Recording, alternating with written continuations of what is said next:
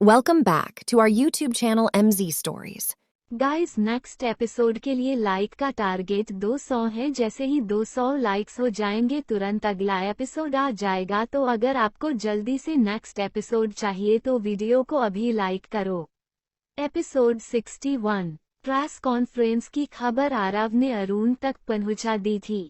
महेंद्र खुराना ने मयंक से कहकर अरुण को प्रेस कॉन्फ्रेंस के शामिल होने के लिए कहा था। अरुण अपने पापा के कहने पर खुराना मैंशन आ गया था। काफी समय बाद पूरी खुराना फैमिली एक साथ खुराना मैंशन में थी, जिसे देखकर मिसेज खुराना बहुत खुश लग रही थी। पर अरुण के अंदर तो कुछ और ही चल रहा था। उसे रह रहकर पाखी की याद आ रही थी। उसे उसकी कंप्लीट फैमिली पाखी के बिना इनकम्प्लीट लग रही थी, क्योंकि अब पाखी भी उस फैमिली का हिस्सा थी।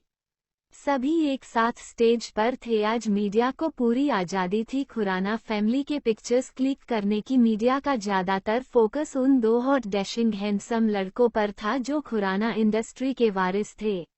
मिस्टर खुराना अनाउंसमेंट स्टार्ट करते हैं। वो शुरुआत अपनी जर्नी से करते हैं, कैसे उन्होंने खुराना एम्पायर को खड़ा किया। वो अपने स्ट्रगल से लेकर अपने सक्सेस तक की पूरी कहानी मीडिया को सुनाते हैं। मिस्टर खुराना की कहानी कई सारे लोगों को मोटिवेट करने के लिए काफ़ी थी। वो सभी लोग जो अपनी नाकामयाबी से डिसअपॉइंट हो जाते हैं, उन सभी के लिए मिस्टर खुराना अपनी स्पीच से वो उन सभी लोगों के लिए मेंटोर बन गए थे।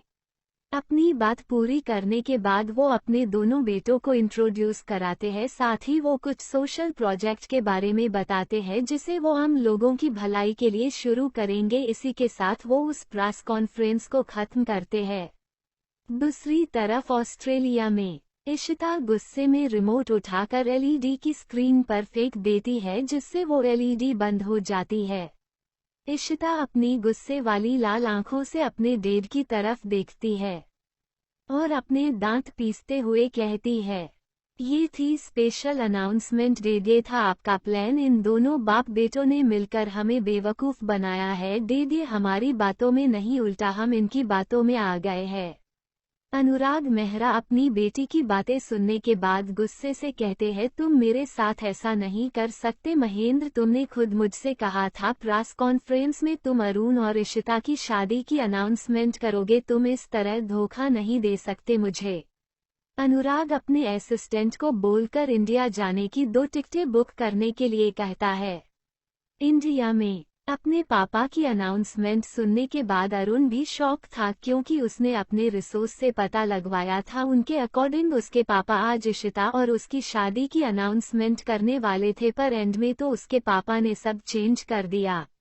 अरुण के चेहरे पर कंफ्यूजन को देख मिस्टर खुराना स्टेज से उतरते हुए अरुण के पास आते हैं और उसे धीरे से कहते हैं, आज शाम पार्टी में आना मत भूलना, तुम्हारे लिए सरप्राइज है। कहकर मिस्टर खुराना अंदर चले जाते हैं। आरव अरुण के पास आकर उससे कहता है, भाई पापा ने क्या कहा? अरुण नमे सर हिलाते हुए कहता है, कुछ नहीं। अरुण मिस्टर खुराना को समझने की कोशिश कर रहा था, उसके पापा आखिर करने क्या वाले हैं। रात 9 बजे खुराना मैंशन में रखी गई उस शानदार पार्टी में सभी बिजनेसमैन शामिल थे। वो पार्टी अमीर लोगों से भरी हुई थी। सभी गेस्ट आ चुके थे। अरुण भी रोहित के साथ आया था। वो अपने साथ पाखी को भी लाना चाहता था अपनी वाइफ के तौर पर अरुण जानता था अगर वो अपने साथ पाखी को लाया तो पाखी को उसके पापा और माँ की कड़वी बातें सुननी पड़ेगी। वो अपने पेरेंट्स के बिहेवियर को देखकर ही उसने डिसाइड किया को वो पाखी नहीं ले जाएगा पार्टी में। अरुण को डर था कहीं उसके पापा पाखी की इंसल्ट ना करे, अगर ऐसा होता तो बात और बिगड़ जाती। इसलिए अरुण ने पाखी को न लाना ही सही समझा। वो जब तक उन्हें नहीं मना लेता उसने तब तक के लिए पाखी को इन सब से दूर रखना ही सही समझा। अरुण, रोहित, आरव और माही चारों एक साथ खड़े थे। भी पार्टी के होस्ट मिस्टर खुराना हाथ में माइक लिए सबका ध्यान अपनी तरफ करते हुए कहती है, आज मैं काफी समय बाद आप लोगों के बीच हूँ। मुझे खुशी है कि आप सब यहाँ मेरी खुशी में शामिल होने आए। आज इस पार्टी की 2 वजह है।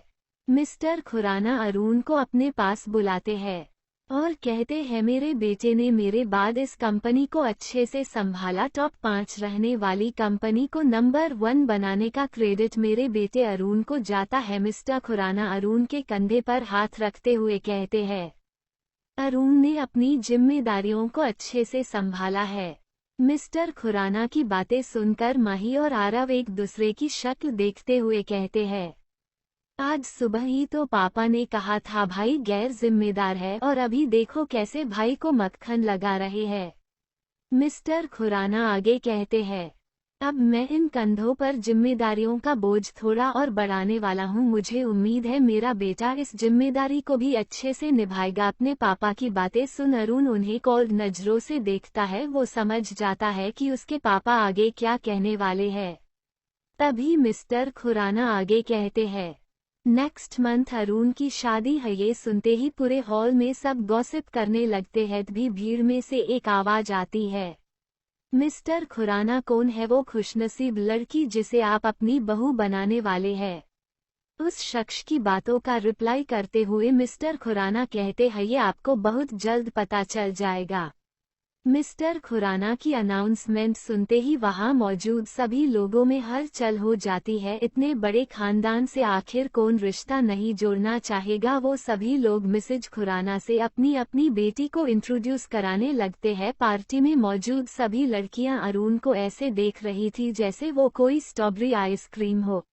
वो सभी उस अनाउंसमेंट के बाद अरुण के आगे पीछे घूमने लगती है। अरुण को इम्प्रेस करने के लिए वो सभी लड़कियां अरुण को चारों ओर से घेर लेती है। माही, आरव और रोहित अरुण को उन लड़कियों के बीच घिरा देखकर उसकी हालत पर हंसने लगते हैं।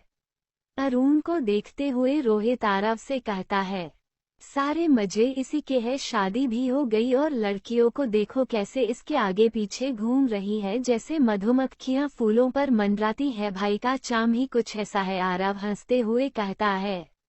दोनों की बातों पर माही कहती है, ये लड़कियां कितना भी भाई के आगे पीछे मंडरा ले भाई का दिल नहीं जीत सकती। भाई तो ऑलरेडी अपना दिल पाखी को दे चुके हैं। रोहित वाइन की सिप लेते हुए कहता है, वैसे अंकल ने अच्छा फंसाया है इसे। अब देखता हूँ ये क्या करता है।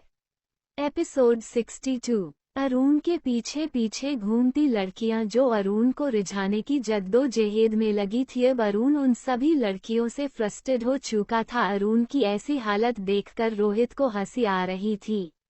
लड़कियों के बीच में घिरा अरुण रोहित के मुस्कुराते चेहरे को घूर कर देखते हुए मन ही मन कहता है, हंस ले बेटा मेरा भी टाइम आएगा। तभी रोहित वाइन पीते हुए अरुण के पास जाकर उसके कान में धीरे से कहता है, क्या तेरी इन लड़कियों के साथ एक फोटो क्लिक करके पाखी को सेंड कर दूं?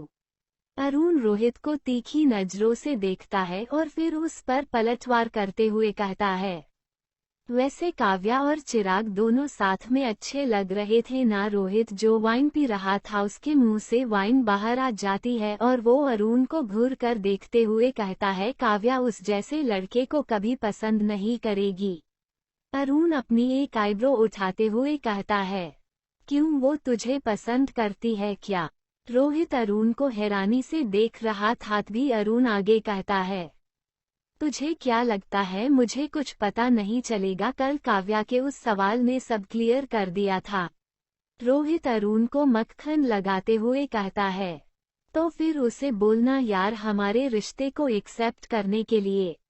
अरुण, उसे टाइम दे थोड़ा। दोनों ऐसे ही वहां खड़े बातें करने लगे थे। कुछ समय बाद सभी गेस्ट चले जाते हैं। खुराना मैंशन में अब सिर्फ खुराना फैमिली ही थी। अरुण मिस्टर खुराना के पास आता है और रूडली टोन में उनसे बात करता है, आपने जो आज किया आपको क्या लगता है मैं अपना डिसीजन चेंज कर दूंगा? कभी नहीं, मैं शादीशुदा हूं और मेरी वाइफ की जगह कोई और नहीं ले सकता। मिस्टर खुराना जो इतने देर से खड़े चुपचाप अरुण की बातें सुन रहे थे वो अब अरुण के ऊपर बॉम्ब की तरह फट पड़ते हैं। मैं इस शादी को नहीं मानता और न ही मैं कभी उस लड़की को कभी इस घर की बहू के रूप में एक्सेप्ट करूंगा। एक बात अरुण अच्छे समझ लो, तुम वही करोगे जो मैं चाहता हूँ। तुम्हारी उस 2 दिन की मोहब्बत के लिए मैं अपनी रेपुटेशन को यूएसए खराब नहीं होने दे सकता। अरुण गुस्से से कहता है, आपको अपनी इस रेपुटेशन के आगे और कुछ दिखता भी है? आपकी फैमिली, आपके बच्चों की खुशियों से बढ़कर आपके लिए आपकी वो सो कॉल्ड रेपुटेशन है। तो ठीक है, आप रखे अपनी रेप्यूटेशन को संभाल कर, क्योंकि मैं जा रहा हूँ और ऐसा कुछ नहीं करने वाला जैसा आप चाहते हैं। अरुण गुस्से में खुराना मैंशन से चला जाता है। मिसेज खुराना माही आरव खड़े होकर बस उन दोनों की आर्ग्यूमेंट देख रहे थे। उनमें से किसी की भी हिम्मत नहीं हो रही थी कि वो उन्हें रोक सके। माही को अपने घर में ट्रिबुलेशन देखकर उसे बहुत बुरा लग रहा था। उसने कभी नहीं सोचा था उसके पापा और भाई के बीच में इतनी मिसअंडरस्टैंडिंग हो जाएगी कि वो एक दूसरे को समझना ही नहीं चाहेंगे। साथ ही उसे अब खुद पर गुस्सा भी आ रहा था। उसने प्यार क्यों किया? जब उसके भाई के रिलेशन को कोई एक्सेप्ट नहीं कर रहा तो उसके प्यार को कोई कैसे एक्सेप्ट करेगा? उसे समझ नहीं आ रहा था कि वो क्या करे। तभी अपने पापा की तरफ देखती है और उन्हें देखते हुए एक डिसीजन लेती है कि वो मयंक से ब्रेकअप कर लेगी। आरव भी मन ही मन यही सोच रहा था कि उसके पापा इतने स्टबर्न क्यों हैं, क्यों नहीं वो भाई के रिलेशनशिप को एक्सेप्ट कर लेते। अरुण जो गुस्से में मैंशन से निकला था, वो कार फास्ट ड्राइव कर रहा था। वो अपने पापा की कही बातों को याद करते हुए कार को और ज्यादा फास्ट ड्राइव कर रहा था। अरुण का ध्यान जो ड्राइविंग पर कम और अपने पापा की कही बातों पर ज्यादा था। वो सामने से आ रही गाड़ी को देखकर भी अनदेखा कर देता है।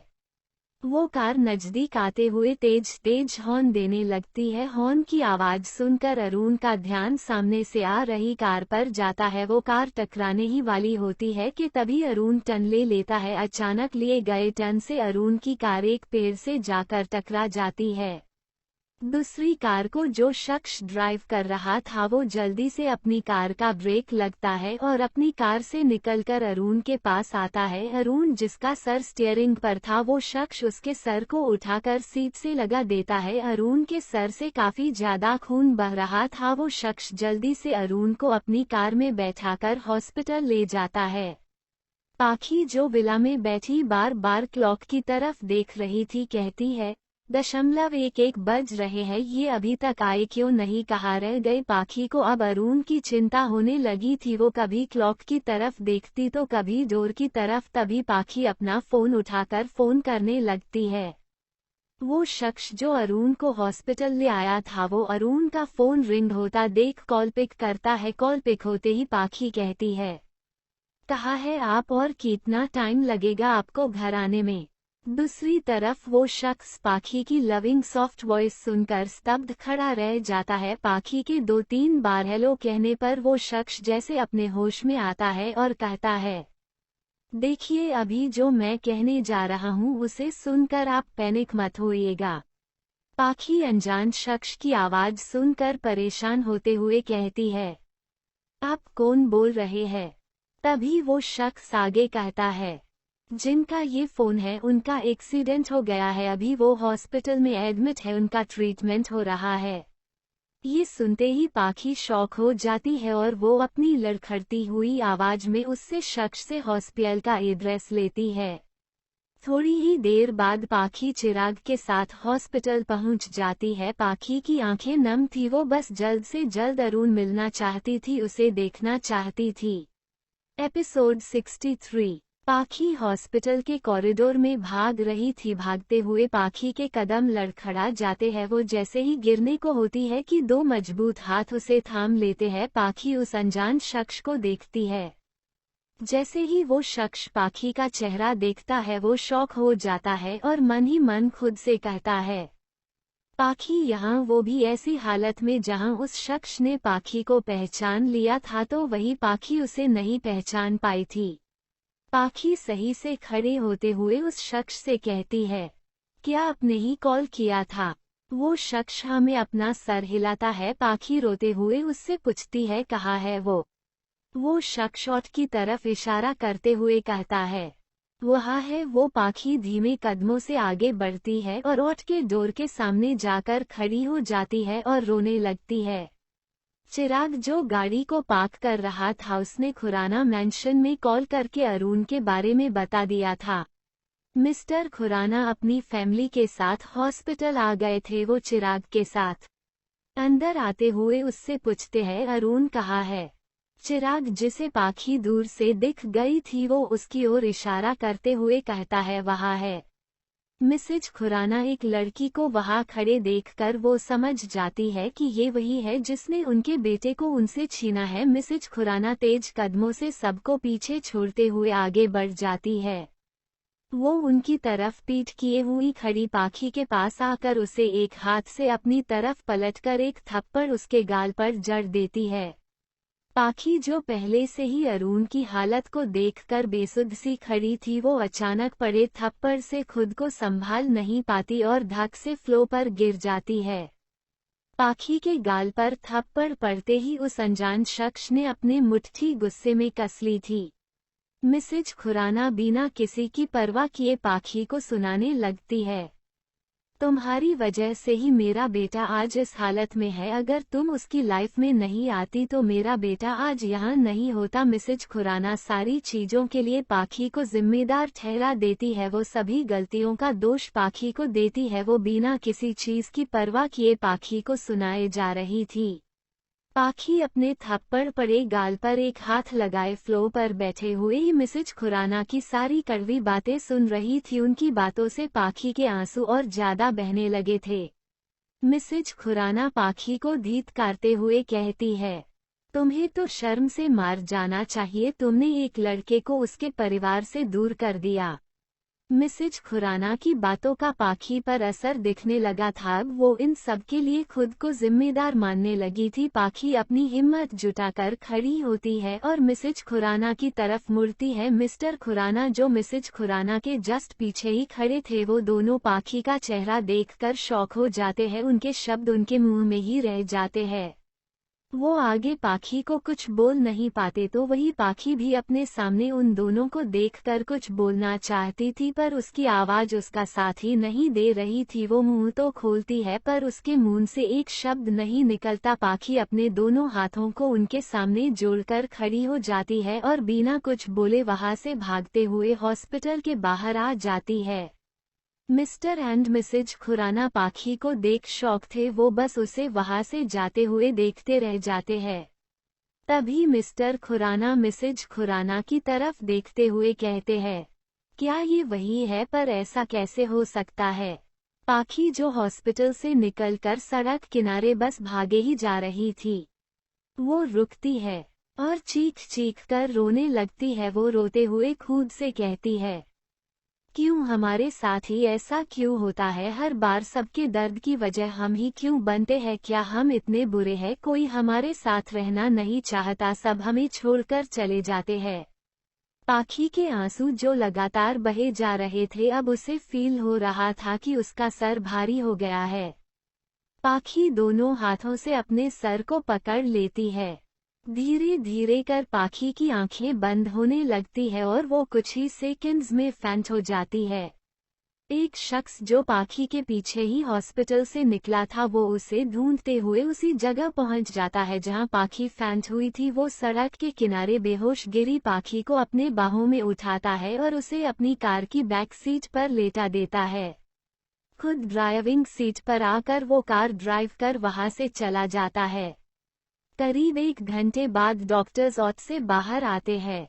अरुण का ऑपरेशन सक्सेसफुल हुआ था और वो खतरे से बाहर था, पर उसे होश अभी तक नहीं आया था। पूरी खुराना फैमिली हॉस्पिटल के कॉरिडोर में बैठी थी। मिस्टर और मिसेज खुराना को बार बार पाखी चेहरा याद आ रहा था। दूसरी तरफ वो शख्स पाखी को अपने घर ले गया था। वो पाखी को अपनी बाहों में उठाकर उसे एक रूम ले जाकर लेटा देता है। वो शख्स पाखी को ब्लैंकेट ओढ़ाकर उसके चेहरे पर आए बालों को साइड करता है और रूम्स निकलकर दूसरे रूम में चला जाता है। वो शख्स उस रूम के वॉल पर हैंग हुई एक बड़ी सी पेंटिंग के सामने खड़ा होकर उसे निहारने लगता है। वो पेंटिंग एक लड़की की थी। उस पेंटिंग में वो लड़की बेहद खूबसूरत लग रही थी। हाथ में बुक्स, चेहरे पर एक प्यारी सी स्माइल, हवा में लहराते खुले काले लंबे बाल। वो लड़की उस पेंटिंग में जैसे जान डाल रही थी। उसकी 2 बड़ी बड़ी खूबसूरत आंखें जैसे बातें कर रही हो। वो शख्स उस पेंटिंग के सामने खड़ा उस पेंटिंग को निहारते हुए कहता है, 5 साल हो गए पाखी, कभी सोचा नहीं था तुम ऐसे मिलोगी। वो शख्स उस पेंटिंग को देखते हुए अपनी पुरानी यादों में चला जाता है। 5 साल पहले लखनऊ आर्ट फैकल्टी कॉलेज के ग्राउंड में कुछ लड़के बैठे मस्करी कर रहे थे, तभी उनमें से एक लड़का कहता है, ऋषभ चल ना यार, न्यू कमर्स की रैगिंग करते हैं। ऋषभ अपने कंधे से उस लड़के का हाथ हटाते हुए कहता है, मेरा मूड नहीं है, तू जा, वैसे भी न्यू बैच वालों को कुछ नहीं आता, एक से बढ़कर एक बेवकूफ है सबके सब। ऋषभ की बातें सुन वो लड़का कहता है, बात तो तेरी सही है, पर यहाँ बैठे बोर होने से अच्छा है उन बेवकूफों से ही थोड़े मजे ले लूं। कहते हुए ऋषभ का दोस्त रिवान वहां से चला जाता है, उसके साथ ही बाकी के भी सारे एक एक कर उठकर चले जाए हैं। ऋषभ अकेला बैठा वही ग्राउंड में हल्की उगी घासों पर लेट जाता है और ऊपर आसमान की तरफ देखने लगता है। तभी मौसम बदलता है और तेज तेज हवा चलने लगती है। हवा से ऋषभ की आंखों में धूल चली जाती है। ऋषभ अपनी आंखें मलता हुआ उठकर बैठ जाता है। अभी ऋषभ अपनी आंखें मल ही रहा था कि सामने से आ रही एक लड़की पर उसकी नजर पड़ती है। वो अपनी अर्धखुली आंखों से उस लड़की को देखने लगता है। वो लड़की हवा में उड़ रहे अपने दुपट्टे को संभाल रही थी। उसके काले खुले लंबे बाल भी हवा की दिशा में ही लहरा रहे थे। वो लड़की कभी अपने दुपट्टे को तो कभी अपने बालों को ठीक कर रही थी, पर हवा की वजह से वो दोनों ही उससे संभल नहीं रहे थे। पिंक व्हाइट कॉलर के सूट में वो किसी अप्सरा की तरह लग रही थी। कोई उसे एक बार देख ले तो वो उस पर से अपनी नजरें हटाना ही भूल जाए। उसकी वो काली खूबसूरत बड़ी आंखें जिन्हें वो एक हाथ से छुपा रही थी, उन आंखों में एक बार कोई देख ले तो देखना वाला शख्स खुद को ही भूल जाए। कुछ गिरने की आवाज आती है और पेंटिंग के सामने खड़ा शख्स अपनी यादों से बाहर आता है। वो रूम से निकलकर बाहर देखता है तो उसका दोस्त रिवान वाश को उठाकर रख रहा था, जो उसके पैरों से टकराकर गिर गया था। रिवान वाश को रखते हुए कहता है, ऋषभ तुझे कितनी बार बोला है यार, इस वाश को यहाँ से हटा दे, मैं जब भी आता हूँ ये मुझसे टकरा जाता है। ऋषभ रिवान की बात को इग्नोर कर सीरियस टोन में कहता है, वो मिल गई। एपिसोड 64। ऋषभ रिवान की बात को इग्नोर कर कहता है, वो मिल गई। रिवान चौंकते हुए कहता है, क्या सच में? देख, अगर तू मजाक कर रहा है तो मैं बता दूं तुझे, मैं बिल्कुल भी मजाक के मूड में नहीं हूँ।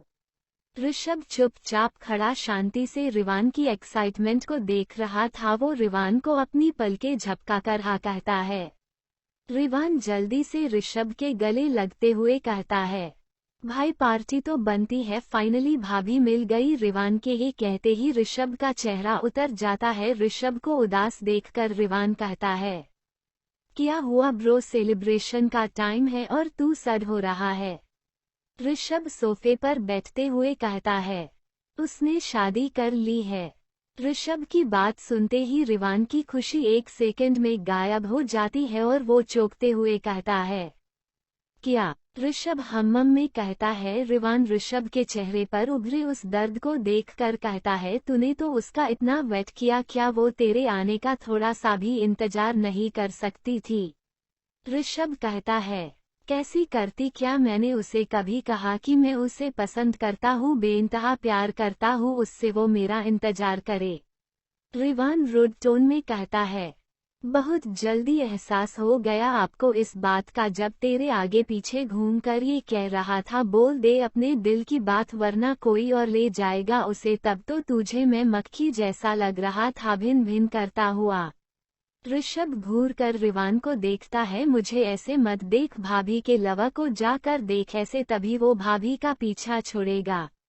ऋषभ हॉस्पिटल में उसने जो भी देखा सुना सब बता देता है। रिवान खुश होते हुए कहता है, ये तो अच्छी बात है यार, उस लड़के की फैमिली भाभी को पसंद नहीं करती, बस अब कैसे भी उसे रास्ते से हटाना है, फिर तो तेरी लाइन क्लियर है। ऋषभ दर्द भरे टोन में कहता है, पर पाखी तो उससे प्यार करती है, तू भी पाखी से प्यार करता है, तेरे प्यार का क्या? जब से तू लौटा है तू उसे ही ढूंढ रहा है, तू उसे लखनऊ से ढूंढते हुए दिल्ली तक आ गया और आज जब वो मिल गई है तो तू उसे जाने देगा? रिवान ऋषभ को समझाते हुए कहता है। ऋषभ और रिवान की बातों में पूरी रात निकल जाती है और रिवान जवाई लेते हुए कहता है, तू बैठकर सोच, मैं जा रहा हूँ सोने। कहते हुए रिवान अपने रूम में चला जाता है सोने। ऋषभ वही बैठा रिवान की बातों को सोच रहा था। उसे पाखी को इस तरह अपने पास रखना गलत लग रहा था। दूसरी तरफ हॉस्पिटल में अरुण को होश आ गया था। वो होश में आते ही पाखी का नाम लेता है। अरुण अपनी आंखें खोलता है तो उसके सामने उसका पूरा परिवार खड़ा था, पर उसकी आंखें जिसे ढूंढ रही थी बस वो ही वहां नहीं थी। सबके जाने के बाद रोहित अरुण के पास आता है। अरुण जिसे बोलने में तकलीफ हो रही थी, रोहित उसके मन की बात अच्छे से समझ रहा था। अरुण क्या कहना चाहता है? रोहित कहता है, पाखी हॉस्पिटल आई थी, आंटी ने उसे बहुत बुरा भला कहा और उसके बाद वो हॉस्पिटल से चली गई। चिराग उसे कल रात से ही ढूंढ रहा है पर वो अभी तक नहीं मिली। काव्या से मेरी बात हुई थी, पाखी फ्लैट भी नहीं गई। काव्या भी उसे सब जगह देख रही है पर अभी तक उसका कुछ पता नहीं चला। अरुण ये सुनते ही पैनिक हो जाता है। उसे पाखी की चिंता होने लगती है। अरुण बैग से उठकर जाने लगता है। रोहित उसे वापस से बैग में लेटाते हुए कहता है, तू अभी इस हालत में नहीं है कहीं जा सके, मैं ढूंढ कर लाऊंगा उसे। रोहित कहता है। अरुण बहुत मुश्किल से कह पाता है, पर गई कहाँ होगी वो यहाँ किसी को नहीं जानती, वो ठीक तो होगी ना? कहते हुए अरुण की आंखों से आंसू की कुछ बूंदें गिरने लगी थी। रोहित अरुण से प्रॉमिस करते हुए कहता है, मैं उसे लेकर आऊंगा तेरे पास, वो जहां भी होगी मैं लेकर आऊंगा उसे। ऋषभ के घर में पाखी चीखते हुए उठती है। पाखी अपने चारों तरफ देखती है। खुद को अनजान जगह देखकर पाखी जल्दी से बैग से उठकर खड़ी हो जाती है। पाखी की चीख सुनकर ऋषभ भी जल्दी से उसके रूम में आ गया था। पाखी अपने सामने खड़े शख्स को देखकर कहती है, आप? पाखी कुछ और सोचती या कहती। ऋषभ जल्दी से कहता है, वो तुम मुझे सड़क पर बेहोशी की हालत में मिली थी तो मैं तुम्हें अपने घर ले आया। कहते हुए ऋषभ की टोन स्लो हो गई थी। पाखी उसे थैंक्स कहती है और जाने लगती है। ऋषभ पाखी को रोकते हुए कहता है, तुम जा कहाँ रही हो? पाखी, हॉस्पिटल। ऋषभ स्लो टोन में कहता है, तुम्हें वहां नहीं जाना चाहिए। पाखी उसकी बातें सुन हैरानी से उसे देखने लगती है। मैंने देखा कल तुम्हारे इन-लॉज ने तुम्हें कैसे ट्रीट किया था। ऋषभ की बातें सुन पाखी गुस्से से भर जाती है और वो उसे वार्न करते हुए कहती है, मिस्टर व्हाटएवर योर नेम, आपने हमारी जान बचाई उसके लिए आपका बहुत बहुत धन्यवाद, बट आपका कोई हक नहीं बनता आप हमारी फैमिली के बारे में बातें बनाए। वो हमारी फैमिली है, वो जैसे चाहे हमें ट्रीट कर सकते हैं, उनका हक है हमें बातें सुनाने का, हम पर गुस्सा करने का, पर आपका कोई हक नहीं बनता। उम्मीद है अब आप समझ गए होंगे और आगे ऐसा कुछ नहीं कहेंगे। And thank you so much, कल आपने हमारी हेल्प की और हमें यहाँ ले आए। पाखी अपने हाथ जोड़कर अपने शब्दों पर जोर देते हुए कहती है और वहाँ से चली जाती है। वो बाहर आकर ऑटो लेकर सीधा हॉस्पिटल के लिए निकल जाती है। ऋषभ बस उसे वहां से जाते देखता रह जाता है। ऋषभ के फेस पर एक दर्द था, वो दर्द पाखी की बातों का था या उसका उससे दूर जाने का, ये तो सिर्फ ऋषभ ही जानता था। रोहित काव्या के साथ दिल्ली की सड़कों पर पाखी को ढूंढ रहा था। दोनों को ही समझ नहीं आ रहा था कि पाखी कहाँ जा सकती है। जब काफी देर तक ढूंढने पर भी पाखी नहीं मिलती तो वो दोनों थक हार कर वापस हॉस्पिटल आ जाते हैं। पाखी जो एंट्रांस पर खड़ी कल रात की बातों को सोचते हुए मन ही मन खुद से कहती है, हमारे वहां जाने से कहीं आंटी जी को फिर से गुस्सा तो नहीं आ जाएगा, पर हम उन्हें देखना चाहते हैं, उनसे मिलना चाहता है। पाखी खुद से ही सवाल जवाब कर रही थी।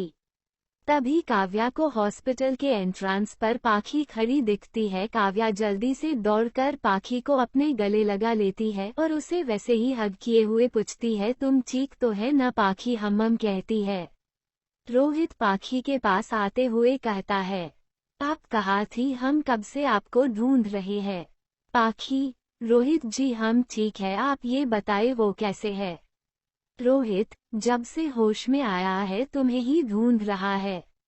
पाखी खुश होते हुए अपने कदम हॉस्पिटल के अंदर बढ़ाती है कि एक कदम बढ़ाकर रुक जाती है। रोहित पाखी को यूं करते हुए देखकर कहता है, अंकल आंटी मेंशन गए हैं, आरव और माही ही है, आप जाकर उससे मिल सकती है। रोहित की बात सुनकर पाखी खुश जो जाती है और वो तेज कदमों से हॉस्पिटल के अंदर चली जाती है। अरुण के रूम के बाहर उसे आरव और माही मिलते हैं। वो उन दोनों को देखकर हिचकिचा जाती है। माही बेंच से उठकर पाखी के पास आती है और उसके गले लगते हुए कहती है, आप ठीक तो है ना भाभी। माही के मुंह से खुद के लिए भाभी वर्ड सुनकर पाखी की आंखें नम हो जाती है। पाखी भी माही को गले से लगा लेती है। उन दोनों को ऐसे एक दूसरे के गले लगा देखकर आरव मजाकिया अंदाज में कहता है, चीकू ये मेरी भी भाभी है, अगर तुम्हारा हो गया हो तो क्या मैं भी अपने आप को इंट्रोड्यूस कर लूं। आरव की बातें सुनकर माही पाखी से अलग होती है और उसे घूर कर देखने लगती है। आरव माही को पूरी तरह इग्नोर करके पाखी से कहता है, अब तक तो आपको पता चल ही गया होगा मैं कौन हूँ और हमारा क्या रिलेशन है। आरव की बातों पर पाखी मुस्कुराते हुए अपनी पलकें झपकाती है। वैसे भाई की चॉइस बहुत खूबसूरत है, क्या आपकी कोई छोटी बहन है भाभी। आरव माहौल खुशनुमा करते हुए कहता है। आरव की बातें सुनकर सब हंसने लगते हैं। पाखी ना में अपना सर हिलाती है। आरव सड होते ही कहता है, ओ माय बैड लक। पाखी जो कब से रूम के अंदर जाने का वेट कर रही थी, काव्या पाखी की हालत को समझते हुए कहती है, अगर सबका हो गया हो तो क्या दो लव बग्स अब मिल सकते हैं। बेचारे कब से एक दूसरे को देखने के लिए तरस रहे हैं। काव्या की बातें सुनकर एक बार फिर सब हंसने लगते हैं। काव्या और माही एक दूसरे को आंख मारते हैं और पाखी को रूम के अंदर धक्का दे देती है। एपिसोड 65। काव्या और माही दोनों ही पाखी को रूम के अंदर धक्का दे देती है। पाखी जैसे ही अंदर आती है, अरुण को देखते ही उसकी आंखें नम हो जाती है। अरुण बेड के सहारे टिककर बैठा था। पाखी को देखते ही उसके चेहरे पर एक सुकून दिखता है। पाखी धीमे कदमों से चलकर अरुण के पास आकर बैठते हुए उसे हग कर लेती है। अरुण जो न जाने कब से तड़प रहा था पाखी के लिए, वो पाखी के गले लगते ही उसे कसकर पकड़ लेता है। पाखी की नम आंखों से अब आंसू मोती की तरह गिरने लगते हैं। अरुण भी अपनी आंखें बंद किए उसे गले से लगाए बैठा था। उन्हें देखकर ऐसा लग रहा था जैसे वो सालों बाद मिल रहे हो एक दूसरे से। वो 24 घंटे की जुदाई दोनों को एक सदियों जैसी लग रही थी। उन दोनों को भी नहीं पता चला कब उन्हें एक दूसरे से इतना प्यार हो गया था। पाखी तो अरुण से अलग ही नहीं होना चाह रही थी, तो वहीं अरुण की भी कुछ ऐसी ही हालत थी। वो दो हंसों के जोड़े जैसे लग रहे थे। पाखी अपने आंसू साफ करती है और अरुण से अलग होती है। पाखी अपनी लड़खड़ाती आवाज में अरुण से पूछती है, क्या आप ठीक है। अरुण उसे बेहद प्यार से कहता है, तुम आ गई हो ना, अब ठीक हो जाऊंगा। पाखी अपने एक हाथ से अरुण के गाल को छूती है। अरुण पाखी के उस हाथ को पकड़ पाखी के सर को अपने सर से छूते हुए दोनों अपनी आंखें बंद कर लेते हैं। अगर कोई उन दोनों को उस वक्त देखता तो वो यही कहता है, कितनी मोहब्बत है इन्हें। वाकई उन दोनों को देखकर ऐसा लग रहा था जैसे वो एक दूसरे के लिए ही बने हो। वो एक दूसरे से अलग हुए तो शायद जी ना पाए।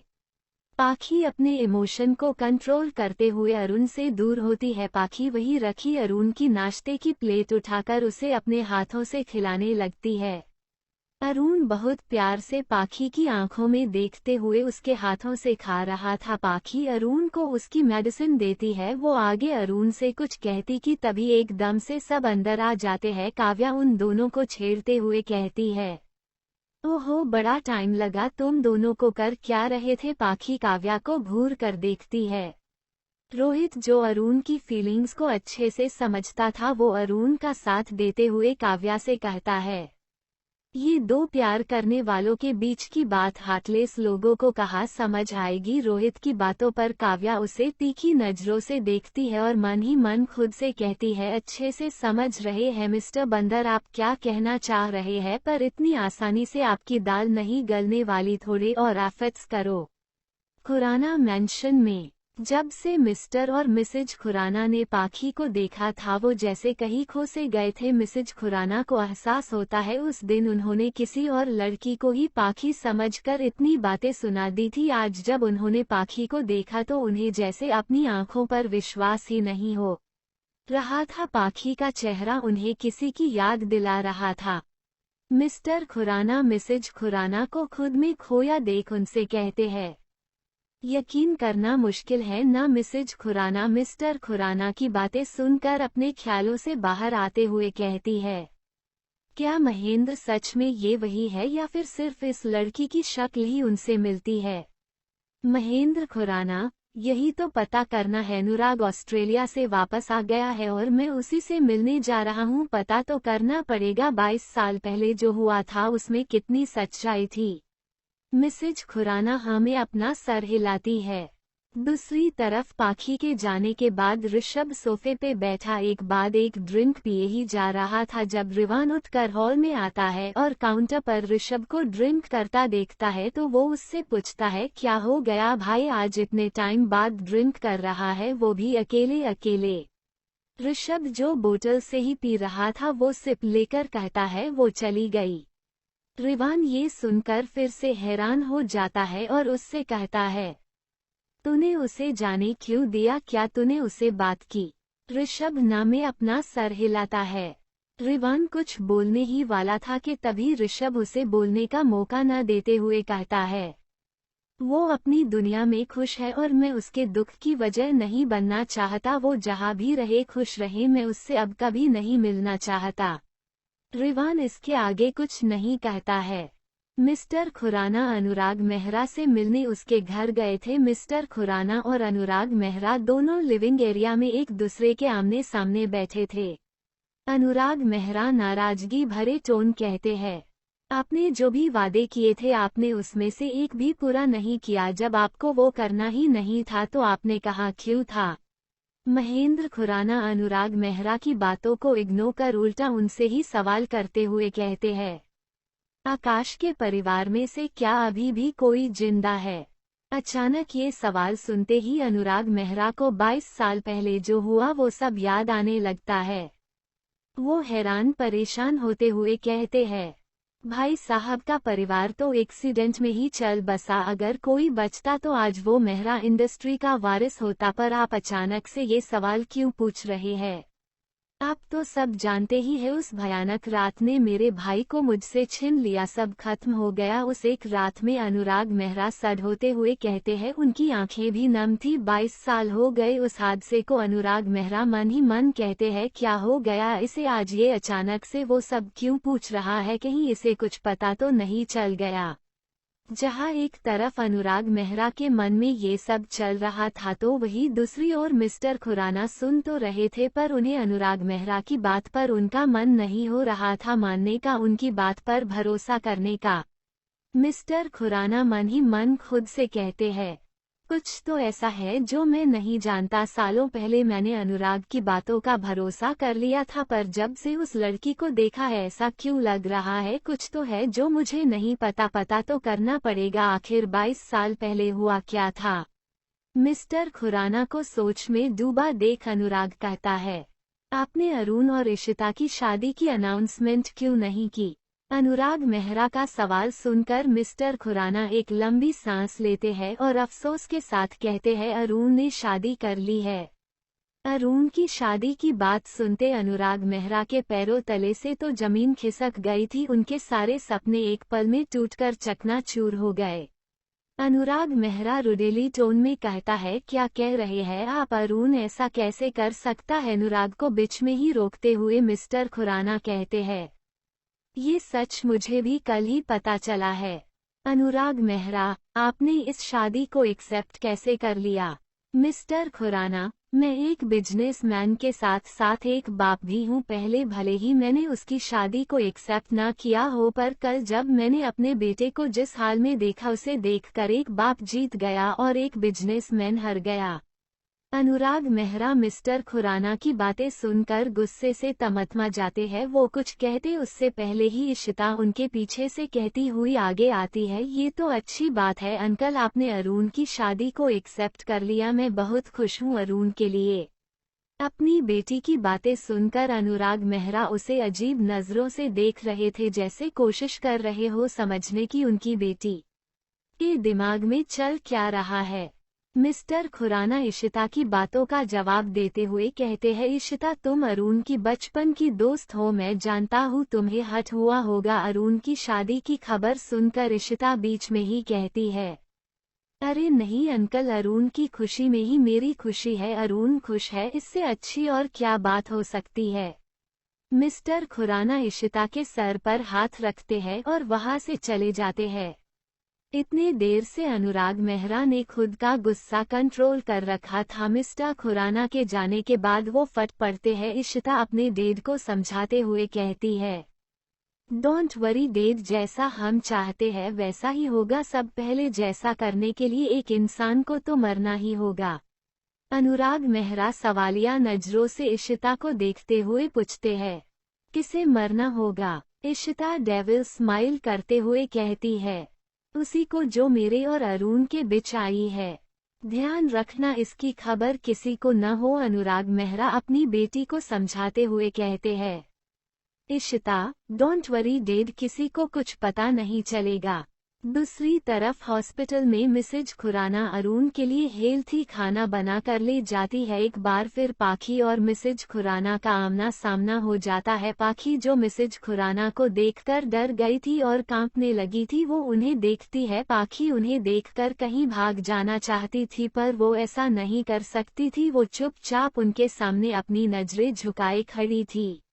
मिसेज खुराना पाखी को अब एक अलग ही नज़र से देख रही थी। वो पाखी को देखते हुए माही से कहती है, माही, इससे कहो घर जाकर पहले फ्रेश हो जाए, फिर चाहे तो थोड़ा आराम करके वापस आ सकती है। कल से अभी तक एक ही कपड़ों में है। अरुण की तबीयत ठीक नहीं है, उसके आसपास सफाई का ध्यान तो रखना ही होगा। मिसेज खुराना की बातें सुनकर पाखी के साथ साथ वहां मौजूद आरव और माही भी हैरान थे। उन सभी के मन में एक ही सवाल था, क्या माँ ने पाखी को एक्सेप्ट कर लिया है? पाखी तो मिसेज खुराना की बातें सुनकर उन्हें हैरानी से देख रही थी। मिसेज खुराना सबको यूं खुद को घूरता देख कहती है, तुम सब मुझे ऐसे क्यों देख रहे हो? उनके ऐसा कहने पर सब इधर उधर देखने लगते हैं। मिसेज खुराना आरव से कहती है, तुम इसके साथ जाओ। आरव हमें अपना सर हिलाता है। पाखी और आरव दोनों ही हॉस्पिटल से विला के निकल जाते हैं। गाइस, नेक्स्ट एपिसोड के लिए लाइक का टारगेट 200 है। जैसे ही 200 लाइक्स हो जाएंगे तुरंत अगला एपिसोड आ जाएगा। तो अगर आपको जल्दी से नेक्स्ट एपिसोड चाहिए तो वीडियो को अभी लाइक करो। Thanks for listening.